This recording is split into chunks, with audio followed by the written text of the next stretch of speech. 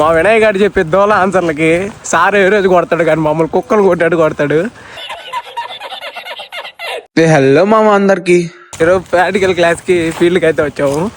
మా వినయ్ గారు చెప్పే దోల ఆన్సర్లకి సార్ ఏ రోజు కొడతాడు కానీ మమ్మల్ని కుక్కలు కొట్టాడు.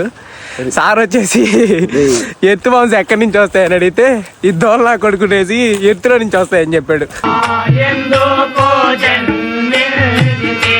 ఈ రోజు మేమైతే మా కాలేజ్ దగ్గర ఉన్న వి హాస్టల్ ఫీల్డ్స్ కి అయితే వచ్చేసాము. మా క్లాస్ వాళ్ళందరూ ఒకవైపు వెళ్తుంటే మాదంతా దోలగాంగ్ అన్నమాట, ఇంకో దారిలో వెళ్తున్నాము. సార్ గాని చూస్తే వచ్చిన దారిని వెనక పంపిస్తారు మా అందరినీ. మా ఫీల్డ్స్ లోకి రాగానే చాలా ప్రశాంతంగా ఉంటుంది. ఇంక ఈ ప్లేస్ చూడండి ఎంత బాగుందో. ఇంకా మా వినయ్ గారి గురించి తెలిసిందే కదా, దోల్నా కొడుకు. ఇదైతే కటింగ్ మిషన్ అన్నమాట, చెట్లను పీసెస్ గా చేసింది. మా వినయ్ గారు తలకి ఎత్తుకోపోయి దాంట్లో పెడతా అంటున్నాడు. ఎందుకు? ఇంకా మా సార్ అయితే ఈ రోజు కంపోస్ట్ పిట్ గురించి అయితే చెప్పారు మాకు. ఇంక క్లాస్ అయిపోయిన తర్వాత ఫీల్డ్ లో అయితే వెళ్ళి చెక్ చేసి రమ్మన్నారు. ఇంకా మా గ్యాంగ్ అంతా కలిసి ఫీల్డ్ లోకి అయితే దిగేసాం. ఇంక చూసారు కదా టమాటో క్రాప్, దీనిపైన వేసినదైతే మల్చింగ్ అంటారు. ఇంకా అలానే పచ్చిమిర్చి క్రాప్ లోకి కూడా అయితే వెళ్ళాము.